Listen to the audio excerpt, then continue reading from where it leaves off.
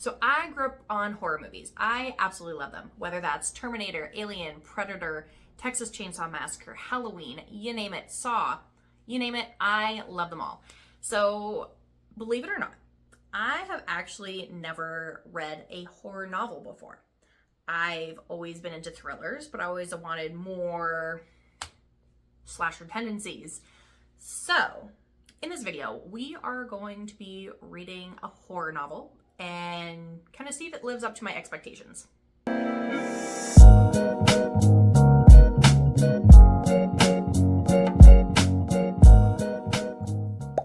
Alright friends, so the time has come and we are finally going to pick up Sleep Tight by J.H. Markert. I am super excited about this. Like I mentioned, I've been watching horror movies since I was like 3-4 years old. Nothing really scares me too much besides like creepy children, but it is time to pick this up. This came out, I want to say October of 2024, so it's relatively new. And I wanted to buy it then because I heard really great things, but then I actually got gifted this from a coworker at our work gift exchange. So here we are. I want a palate cleanser. We're gonna try a new genre.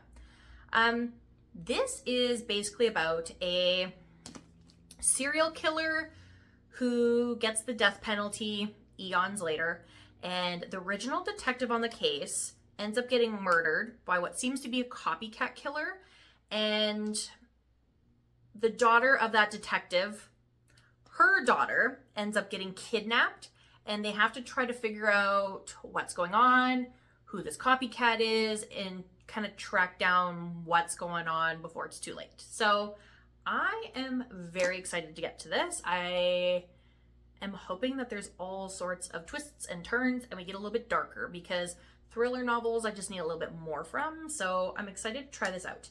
I know majority of horror novels is kind of gatekept by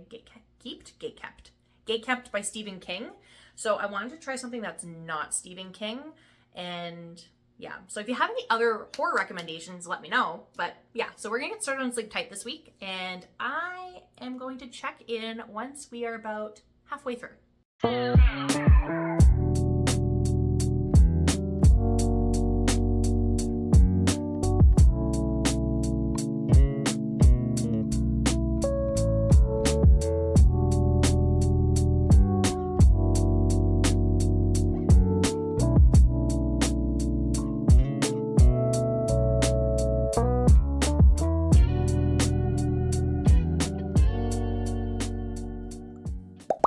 We are back.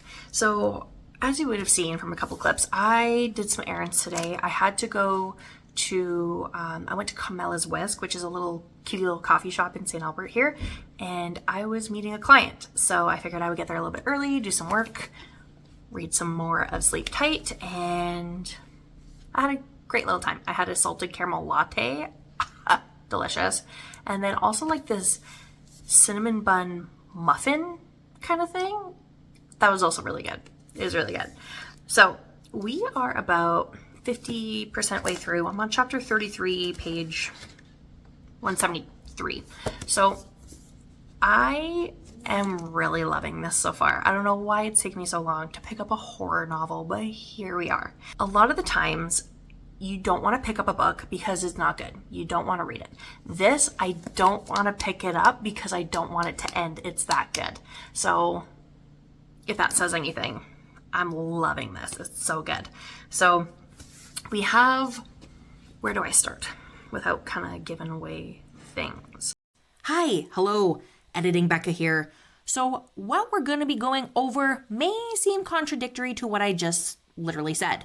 However, this is the description that is on the back of the book. This is the whole premise of the book. And a lot of this also happens very early on.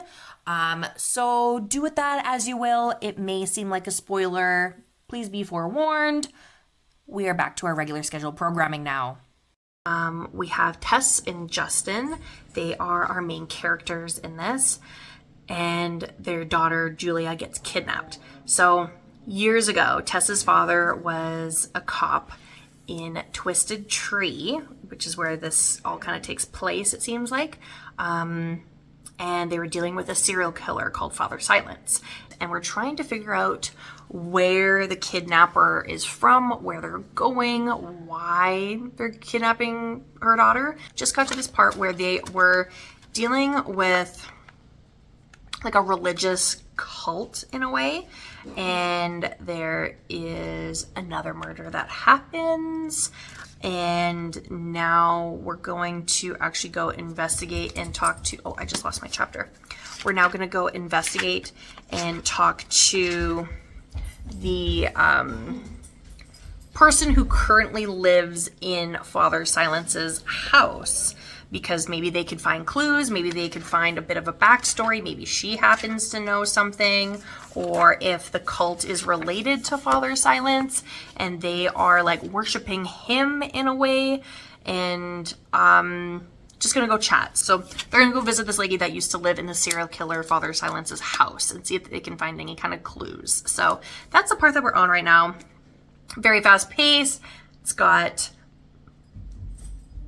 serial killer with cult, with kidnapping, with whodunit. So it's really good. So with Tess being a cop as well, and her husband Justin being kind of like a shrink, they are kind of working together with the local police department, and they're gonna go also talk to Noah, who's in the mental hospitals, and then Justin's probably gonna like do his shrinky things and trying to get to the bottom of what makes him tick. So I'm probably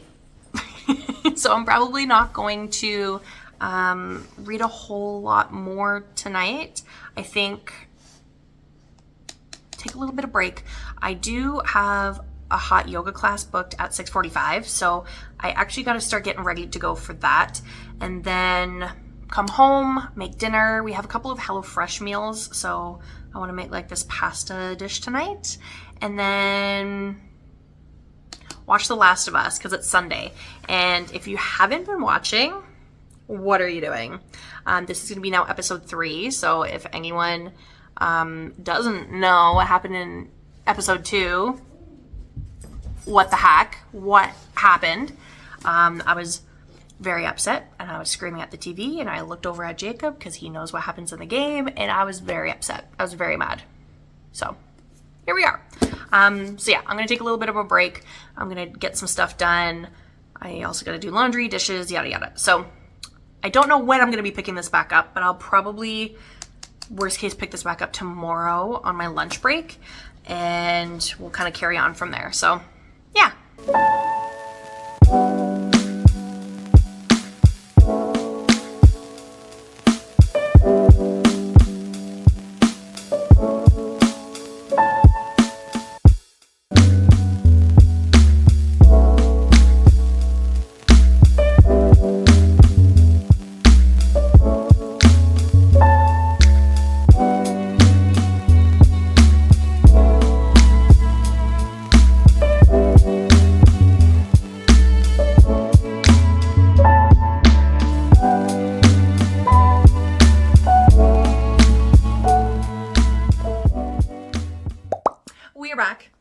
Finished with Sleep Tight by J.H. Markert. I absolutely love this. I ate this shit up. I'm giving it a 6-star because it is everything I could have wanted in my first horror. And I loved it. I'm going to be talking about it for freaking months. So I already kind of did a halfway update, but yeah, everything that I said in my first update still applies. This is, if you like religious cults, kidnappings, serial killers, this shit's for you. This shit is for you.